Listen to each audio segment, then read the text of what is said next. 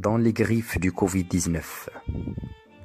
J'écris ceci en mars, mois de gelée, de réclusion mortelle, de l'ennui et du silence qui a l'air à chaque fois d'être éternel. Mars, le cœur brûlant de l'hiver.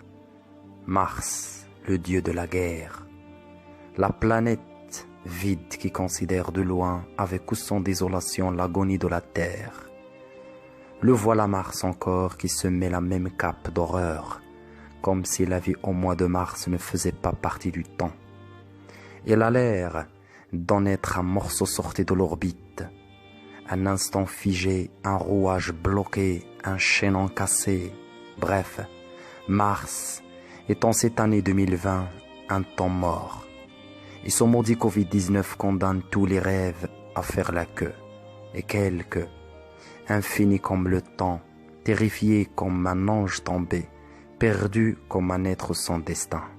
Tout le monde a crié halte. La machine titanique de l'humanité s'arrête.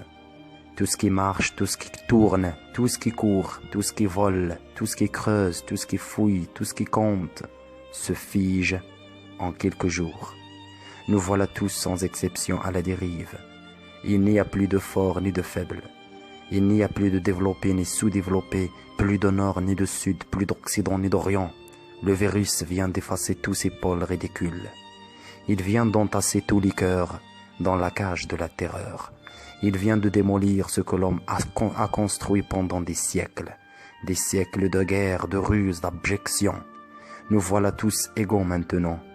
Un tas de corps qui frissonnent plus d'effroi que de froid. L'animal social d'Aristote se recroqueville dans la cellule individuelle en attendant un salut. Le roseau de Pascal pris sous les pattes d'un monstre invisible qui ronfle sur sa tête.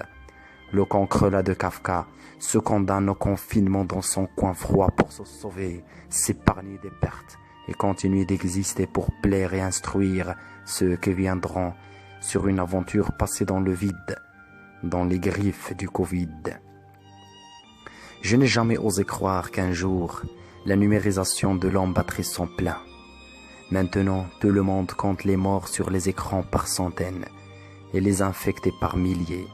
Les chiffres ont envahi les médias comme une autre pandémie. Chaque instant est un temps mort. Chaque instant est un morceau d'une attente mortelle.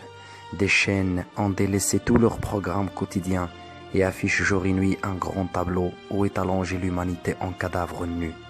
Le drapeau des pays, les drapeaux des pays classés par ordre de perte et de terreur. Le monde est devenu en un clin d'œil un détroit affreux, du Dédale où se rencontrent face à face dans un duel décisif Dédale et le Minotaure.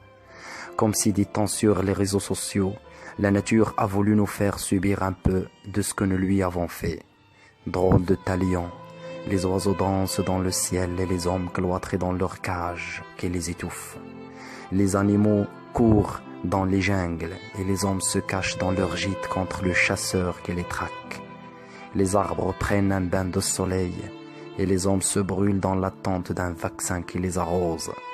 Les vagues de la mer se reposent et 1000 idées déferlent interminablement sans écume dans les esprits mangés par l'angoisse. La pollution générale diminue de presque la moitié. La planète respire bien. Elle semble être la vie de l'homme, ce qu'a été le souhait de bien d'esprit, un lieu lavé de l'homme. Le voilà maintenant venu, un peu trop tard. Mais sommes-nous vraiment le premier virus de cette planète? À qui passera le pouvoir après l'homme? Si Covid est un deuxième Adam, demain trouvera-t-il Ève à ses côtés? L'histoire, tel un athlète à bout de souffle, accomplira son premier tour. L'histoire chantera le triomphe de la nature sur les parasites que nous sommes. Il sera exorcisé des démons que nous sommes. Mais que lui restera-t-il sans nous? Que racontera-t-il sans nous du vide? À qui racontera-t-elle sa victoire sur nous? Au vide. Le temps s'ennuiera à mort et les virus déjà sourds-muets l'embêteront de leur manigance naïve et répétitive. Maintenant, dans cette épreuve d'effacement général, tout le monde dans sa cachette attend Godot. Toutes les croyances attendent la bonne nouvelle. Toutes les superstitions se sont tues. Le Covid ne se voit pas dans les boules magiques. Il ne se voit non plus dans les étoiles, ni dans les lignes des mains, ni dans les croquets menteurs des charlatans. Tous ces yeux qui prétendent prévoir l'avenir sont obnubilés par la gravité de leur avenir s'ils ne se confinent pas. Toutes ces têtes qui prétendent déchiffrer les mouvements des étoiles, les plis des mains, les lits des cafés, les chiffres des cartes et d'autres bagatelles sont paralysées par cette espèce de petite boule couronnée qu'on appelle coronavirus. Seul un scientifique demeure l'unique étincelle qui puisse enfin rallumer le feu de Prométhée. Ce dernier homme, le Béranger de Ionesco, aux poches gonflées sous les yeux rouges de fatigue, aux mains mangées par les gants, au visage déformé par l'effort et par l'abandon. Cet homme, mis la plupart du temps en quarantaine, pourra mettre fin à celle de l'humanité qui l'attend. Il prouvera que la vraie recherche n'est pas celle de la fortune, ni du pouvoir, ni des titres, ni des privilèges, mais la vraie recherche est celle d'une solution.